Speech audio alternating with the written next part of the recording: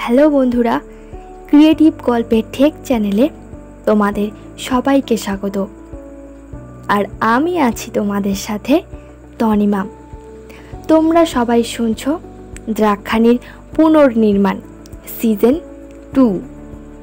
আর আজকের পর্ব হলো 7। তাহলে চলো দেরি না করে আজকের পর্বটা শুরু করা যাক।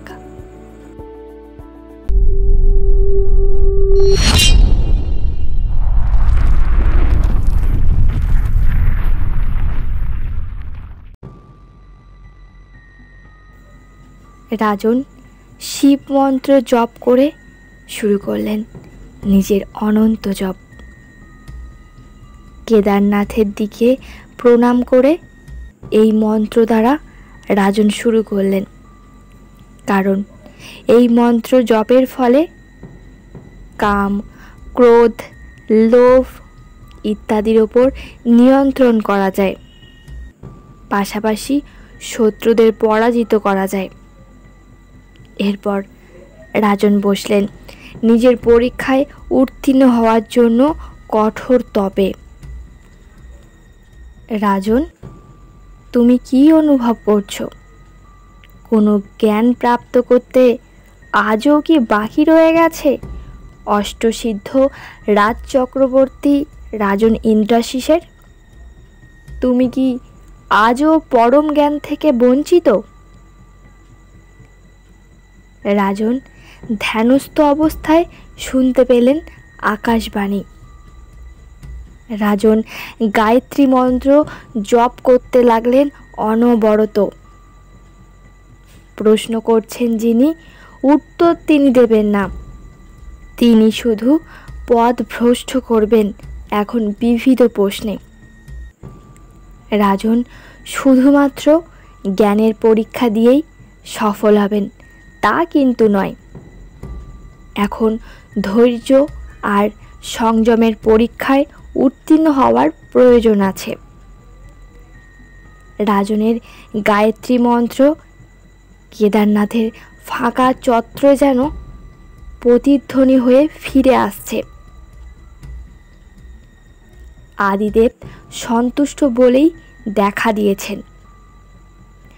এখন পরম পবিত্র বেদ থেকে আদিদেবের রেখে যাওয়া প্রশ্নের উত্তর পেতে হবে।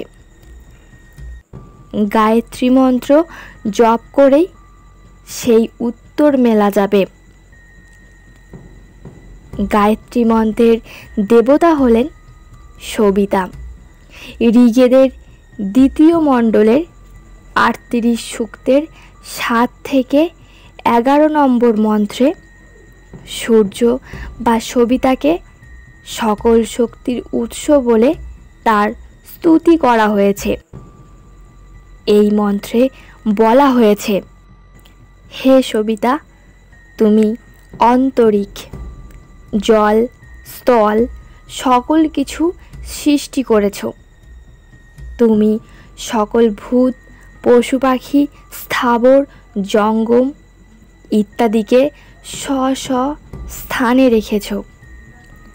ইন্দ্র, বরুণ, মিত্র, অর্জমা বা রুদ্র সবাই তোমার শক্তিতে বলীয়ান, কেউ তোমাকে হিংসা করে না।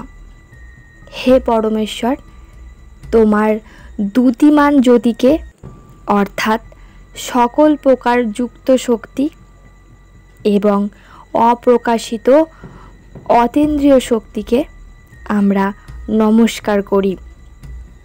তুমি সকলের কল্যাণ করো। আমাদের জন্য যেন সকল কিছু শুভ হয়, এটাই এই গায়ত্রী মন্ত্রের দেবতা সবিতার তাৎপর্য। বেদ ভাষ্যকর সায়নাচার্য গায়ত্রী মন্ত্রে সূর্য ও সবিতার 2 রকম অর্থ করেছেন। তার মতে এই মন্ত্রে সবিতা হল সকল কারণের কারণ, সেই সচ্চিদানন্দ নিরাকার পরম ব্রহ্ম বা জগৎ স্রষ্টা। সুধাতু থেকে সবিত্রী নিষ্পন্ন হয়েছে, যার জন্য সবিতার অর্থ এক্ষেত্রে প্রসবিতা বলে উল্লেখিত হয়েছে। নিরুক্তিকার যস্ক এর অর্থ করেছেন সর্বস্ব প্রসবিতা। রাজন বিলীন হয়ে গেছেন ধ্যানে। এমন সময় তিনি অনুভব করলেন জ্ঞান চক্ষু, যা ক্রোধের কারণে বন্ধ হয়েছিল, তা উন্মোচিত হতে যাচ্ছে। রাজন দেখলেন সামনে দাঁড়িয়ে দেবী কুষ্মান্ডা। রাজন ধন্য হলেন যখন তিনি দেখলেন ওনার প্রশ্নের উত্তর দিতে দেবী নিজে প্রকট হয়েছেন। দেবী কুষ্মান্ডা অষ্টভুজা। তার ডান দিকের 4 হাতে যথাক্রমে পদ্ম, বাণ, ধনুক ও কোমণ্ডুল এবং বাঁ দিকের 4 হাতে থাকে যথাক্রমে চক্র, গদা, অমৃতপূর্ণ কলস, জপমালা। সাথে আছেন বাহন সিংহ। নবদুর্গার চতুর্থ রূপ কুষ্মান্ডা। নবরাত্রি উৎসবের চতুর্থ দিনে তার পুজো করা হয়। দেবীর এই রকম অদ্ভুত নাম কেন? কু শব্দের অর্থ হল কুৎসিত এবং উষ্মা শব্দের অর্থ হল তাপ, আর কুষ্মা শব্দের অর্থ তাই ত্রিতাপ বা দুঃখ। দেবী জগতের সকল দুঃখ গ্রাস করে নিজের উদরে ধারণ করেন। জগতের সর্বপ্রকার জ্বালা যন্ত্রণার হাত থেকে সন্তানদের সর্বদা রক্ষা করতে করুণায় দ্রবীভূত হয়ে স্বেচ্ছায় সব তাপ নিজের শরীরে গ্রহণ করেন। দুরিত বারিণী, ত্রিতাপহারিণী।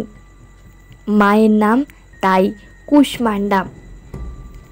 রাজন প্রণাম করে বললেন, আমায় মার্গদর্শন করুন দেবী। দেবী বলতে শুরু করলেন, সৃষ্টির শুরুতেই প্রস্ফুটিত হয় একটি পদ্ম। তার ওপর ধ্যানমগ্ন হয়ে উপবিষ্ট ছিলেন প্রজাপতি ব্রহ্মা। ধ্যান ভাঙলে তার খেয়াল হয় যে তিনি সম্পূর্ণ একা। একাকিত্বকে ভয় পেয়ে তিনি ভাবতে শুরু করেন কি করলে তার নিঃসঙ্গতার অবসান হবে। আচমকাই তার চোখের সামনে ভাসে মহেশ্বরের আকার, যার এক অংশ পুরুষের এবং বাকি অর্ধেক অংশ নারীর। এই দেখে অনুপ্রাণিত হয়ে ব্রহ্মা নিজেকে দুভাগে বিভক্ত করে ফেললেন। ডান দিকের অংশ থেকে জন্ম নিল পুরুষ লিঙ্গের সব প্রাণী এবং বাঁ দিক থেকে জন্ম নিল সব প্রাণীর নারী লিঙ্গ। আবার শিব পুরাণ বলে, ভৃঙ্গি যখন তার আরাধ্য শিবকে প্রদক্ষিণ করার ইচ্ছা নিয়ে এগিয়ে এলো, কিন্তু তাতে বাদ সাধলেন পার্বতী। তিনি তার স্বামীর কোলে বসে থাকায় শিবকে প্রদক্ষিণ করতে পারলেন না ভৃঙ্গি। ভৃঙ্গি মাছির রূপ নিয়ে শিবকে প্রদক্ষিণ করার চেষ্টা করলেন। তখন পার্বতী তার এবং শিবের মধ্যে সব ব্যবধান মিটিয়ে মিশে গেলেন মহেশ্বরের শরীরের সঙ্গে। কিন্তু তাতেও বিরত করা গেল না ভৃঙ্গিকে। তিনি আবার পোকার রূপ ধরে দুজনের মধ্যে প্রবেশ করার চেষ্টা করলেন। ভৃঙ্গির এই ব্যবহারে বিরক্ত হয়ে দেবী পার্বতী তাকে অভিশাপ দেন। তার অভিশাপে শরীরের প্রত্যেক অঙ্গ প্রত্যঙ্গ, শিরা উপশিরা হারিয়ে কঙ্কালসার হয়ে যান ভৃঙ্গি। অবশেষে তার প্রতি দয়া পরবেশ হয়ে শিব ভৃঙ্গিকে একটি তৃতীয় পা দেন, যাতে অনন্ত সোজা হয়ে দাঁড়াতে পারেন তিনি। এই শাস্তি একটা কারণেই দেওয়া হয়েছিল, যাতে যুগ যুগান্ত ধরে মানব সভ্যতাকে মনে করানো হয় নারী শক্তিকে অবহেলা বা তাচ্ছিল্যের পরিণাম ভয়ঙ্কর হতে পারে। সৃষ্টির শুরুতে প্রজাপতি ব্রহ্মা দেখিয়েছিলেন যে সমস্ত জীবেরা অনাসক্ত। তাই প্রজাবৃদ্ধির জন্য তিনি পুরুষদের দেহের অর্ধাঙ্গ দিয়ে স্ত্রী সৃষ্টি করেছিলেন। সেই স্ত্রীদের দ্বারাই পুরুষের চিত্ত অপহৃত হয়। এই শ্লোকে বর্ণনা করা হয়েছে, ব্রহ্মা স্ত্রীলোকের প্রতি পুরুষের আকর্ষণ বৃদ্ধির জন্য পুরুষের দেহের অর্ধাংশ দিয়ে স্ত্রীলোক সৃষ্টি করেন। তাই বৈদিক শাস্ত্রে স্ত্রীকে বলা হয় অর্ধাঙ্গিনী বা সহধর্মিণী। নিজের দেহের প্রতি প্রতিটি জীবের আকর্ষণ আছে। সেই অংশ দ্বারা যখন অন্য বস্তু তৈরি করা হয়, তখন সেই অংশের প্রতি আকর্ষণ স্বাভাবিকভাবেই থাকবে। পুরুষের যদি নারীর প্রতি যদি আকর্ষণ না থাকতো, তাহলে সঙ্গম সম্ভব হতো না, ফলে সন্তান তৈরি হতো না এবং প্রজাবৃদ্ধি হতো না।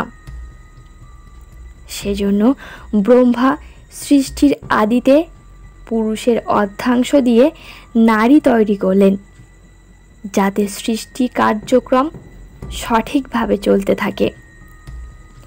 একে অপরের প্রতি আকর্ষণ প্রতিটি জীবকে এই মহাবিশ্বে টিকে থাকতে সাহায্য করবে। এবার বলো পুত্র, তুমি কি বুঝলে? কি করে সম্ভব সব কিছু পুনর্নির্মাণ করা? রাজন বললেন, দেবী দ্রাক্ষাণী আর মহাদেব তো একে অপরের পরিপূরক, তারা অর্ধনারীশ্বর। তাই একজনের দর্শন পেলেই অন্যজনের কৃপা লাভ করা সম্ভব। আমি অজ্ঞানী মূর্খ মানুষ ভেবেছিলাম দেবীকে কেমন করে পাবো। আসলে ভুলেই গেছি যে কেদারনাথে যিনি, তিনিই হলেন দেবী কুষ্মাণ্ডা, আবার তিনিই হলেন দেবী দ্রাক্ষাণী। অর্ধনারীশ্বর কথার এই অর্থ।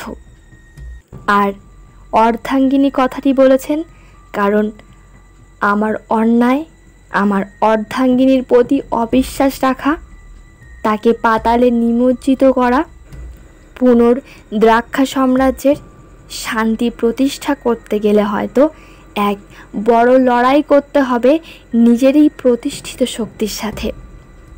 কিন্তু তার আগে আমার নিজ অর্ধাঙ্গিনীকে উদ্ধার করা প্রয়োজন। একজন বিবাহিত পুরুষ হিসেবে আমি সস্ত্রীক পুজোর মাধ্যমে আপনাকে অর্থাৎ দেবী দ্রাক্ষাণীকে পুনর্প্রতিষ্ঠা করতে পারি, আর আপনি আমার সাম্রাজ্যের শান্তি ফেরাতে আমাকে সাহায্য করবেন। মূর্খের মতো ভাবছি, এতটা পথ ফিরতে গেলে কত দিন লাগবে। একবারও ভাবিনি আমি চাইলে যেখানে খুশি যখন খুশি যেতে পারি। দেবী অদৃশ্য হলেন। রাজন কেদারনাথের দিকে এগিয়ে গেলেন। তাকে প্রণাম করে তিনি ফিরবেন দ্রাক্ষা।